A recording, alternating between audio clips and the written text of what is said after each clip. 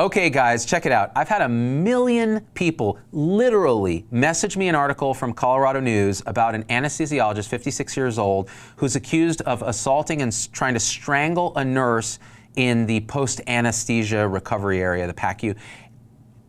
And I gotta say, and they're like, what do you have to say about this? You better weigh in, and so on. And I'm like, well, okay, first of all, it's very hard to comment on something without having knowledge beyond what the press is telling you, because we all know the press gets these stories wrong time and time and time again, every single time. So don't message me an article unless you have some information to add to it, which I subsequently got from someone that was there on the scene.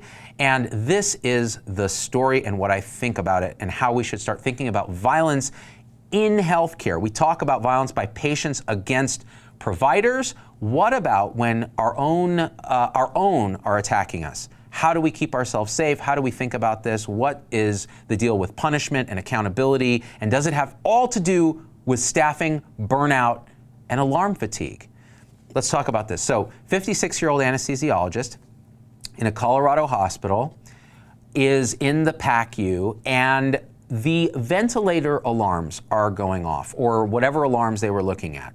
And he asked the nurse who was there, who was a 20-year veteran from people who've talked to me from the facility, and said, I'm going to silence these because it's too much and there's alarm fatigue. This is by report.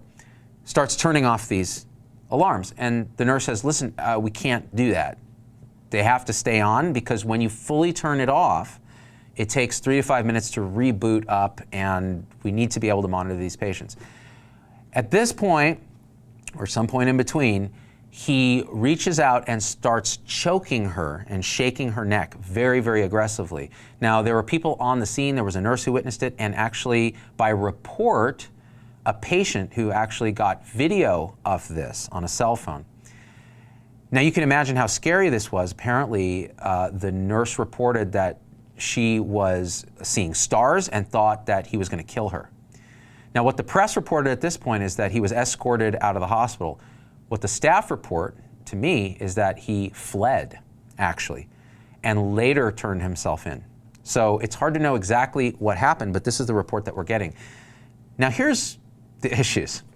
He's now facing an assault charge. He was interviewed by the news via phone, and he said, look, I think the facts will show in this case that there was no intent to kill her. Did you snap? Do you think it's okay to lay a hand on a coworker at any point as a way to express frustration?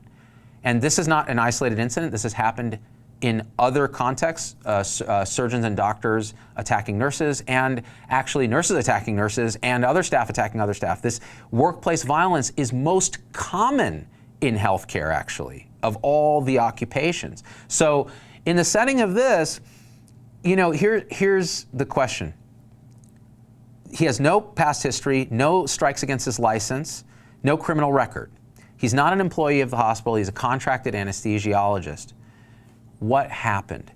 Did he just get pushed one click too far with alarms going off? And we all know we get alarm fatigue. We get violent when we hear certain alarms. I mean, there was a sound that this old vent alarm that still gives me PTSD, to the point where I sampled it and put it in my Ain't the Way to Die music video as a way to get people feeling a response from that. So did that trigger him then to attack the person that he felt was perpetuating this thing, and maybe he was just at the end of his rope? He has since announced that he is retiring from medicine if he even doesn't go to jail, right? So the other thing I heard from staff there are that in Q4, this hospital is understaffed.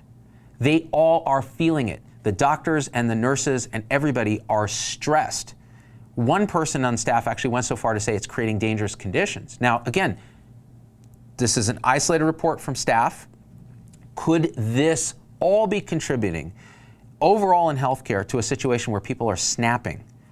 In no way does that excuse his behavior. This guy should go to jail if he's convicted, right? In no way does this excuse his behavior, but it tells us there's a broader problem. We're looking at an issue where people are pushed to the end of their limits, and this kind of thing is happening. We already see it from patients, right? And now we're seeing it from staff. So I think the call to action is, first of all, guys, if you hear about this stuff in the news, if this stuff comes up, don't just send me the article. I've seen it. I need information that fills in a picture that then we can talk about. Because that's what the show is it's a platform to talk about the stuff that the press gets wrong, that the administration's not telling you, that the government's not telling you. That's what this place is for. But I can't do that if you just send me a press article, all right? Now, the second call to action is we have to have a zero tolerance policy for this kind of thing. He shouldn't have been, it turns out there was some talk that even the higher up in the administration didn't even know this had happened until the next day. This needs to be a zero tolerance thing. I think that if you're committing a crime against your fellow human beings in a hospital, there's no level of hell that is hot enough for you, okay? But the third call to action is, what are we doing in healthcare that we're creating a pressure cooker system where it's click, click, click, and we're suffering this moral injury that good people ultimately are snapping. Now, I don't know this guy at all, but I'm just saying I know that it happens to good people as well. So all that being said, hit share, leave a comment and stories. If you know more information, private message me. And if you're not a supporter of the show yet, please become one. We're going to offer CME and CE soon, but it's a way that you can help pay for all this stuff that we do. Your actual support keeps this stuff sponsor free and free and clear for you guys. So it really helps us a lot. All right, thank you, and we out.